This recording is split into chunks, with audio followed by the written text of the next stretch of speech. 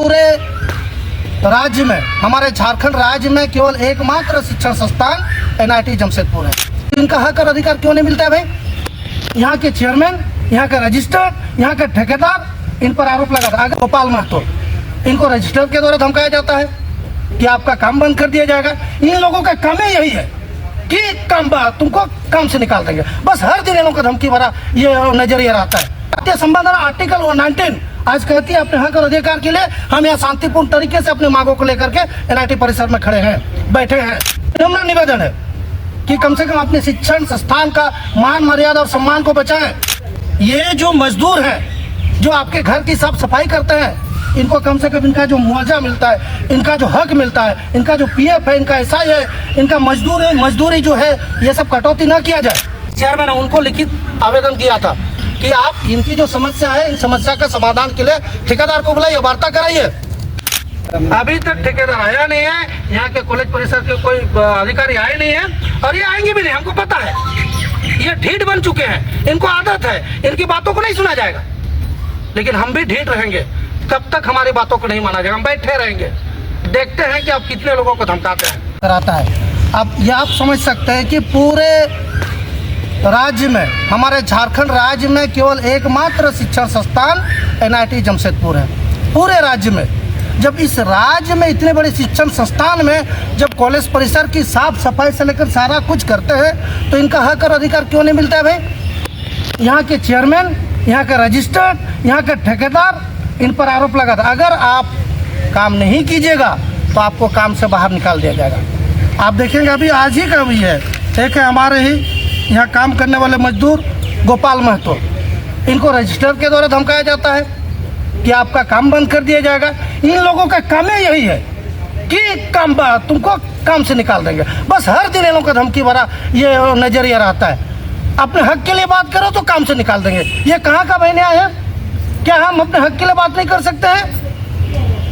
भारतीय संविधान आर्टिकल 119 आज कहती है अपने हक और अधिकार के लिए हम यहाँ शांतिपूर्ण तरीके से अपनी मांगों को लेकर के एनआईटी परिसर में खड़े हैं, बैठे हैं। हम आग्रह करते हैं, विनम्र निवेदन है कि कम से कम अपने शिक्षण संस्थान का मान मर्यादा और सम्मान को बचाएं। ये जो मजदूर हैं जो आपके घर की साफ सफाई करते हैं, इनको कम से कम इनका जो मुआवजा मिलता है, इनका जो हक मिलता है, इनका जो पीएफ है, इनका एसआई है, इनका मजदूरी जो है, ये सब कटौती न किया जाए। और ये पिछले 4 वर्षों से हो रहा है। और ये इसलिए हो रहा है क्योंकि यहाँ पर जो ठेकेदार है, जो संवेदक है, ये बाहर के हैं। अब रांची का है भाई, तो कोई भी रांची का अगर है तो इनकी बातों को नहीं समझ पाएगा।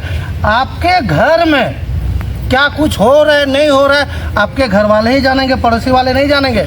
और ये बाहर के ठेकेदार आकर के यहाँ पर ये लोग काम कर रहे हैं, इनका खून चूसने का काम कर रहे हैं और इनके पैसों का बंदरबांट किया जा रहा है यहाँ पर। तो अभी आज हम लोग, अभी तो फिलहाल कुछ दिन पहले मैंने यहाँ के जो अध्यक्ष हैं, चेयरमैन है, उनको लिखित आवेदन किया था कि आप इनकी जो समस्या है, इन समस्या का समाधान के लिए ठेकेदार को बुलाइए, वार्ता कराइए। उनके कान बाद ठेकेदार आएंगे। अभी तक ठेकेदार आया नहीं है, यहाँ के कॉलेज परिसर के कोई अधिकारी आए नहीं है और ये आएंगे भी नहीं, हमको पता है। ये ढीठ बन चुके हैं, इनको आदत है, इनकी बातों को नहीं सुना जाएगा। लेकिन हम भी ढीठ रहेंगे, कब तक हमारी बातों को नहीं माना जाएगा। हम बैठे रहेंगे, देखते हैं कि आप कितने लोगों को धमकाते हैं। देखिए, एक चीज मैं बता देना होता है स्पष्ट रूप से, आज बिहार में एक मामला बहुत रेड चल रहा है, दिनेश मुर्मू का चल रहा है। 32 साल के बाद रिवेंज लिया गया है। अगर आप संवैधानिक तरीके से इनकी बातों पर विचार नहीं करते, इनकी समस्याओं को मांग नहीं करते, तो मजबूरन यही कर्मी गलत काम करने पर आ जाए, उतारू हो जाएगा। ये आपको समझना होगा। अरे भाई, ये आपका पॉकेट से पैसा थोड़ी मांग रहे हैं कि आपका हाजिरी दीजिए, आपका पेमेंट दीजिए। ये अपना जितना बनता वो देने की बात कर रहे हैं। इसमें भी आप लोग चुप्पी साधे हैं। मानवीयता कुछ है, इंसानियत कुछ है ये लोगों के ऊपर में? अगर मानवीयता है, इंसानियत है, तो कम से कम इनकी मांगों को माना जाए। आज से हम लोग इस धरना में हम इनका समर्थन कर रहे हैं। आने वाले समय में अगर इनकी बातों को नहीं माना जाएगा तो यह आंदोलन उग्र भी होगा।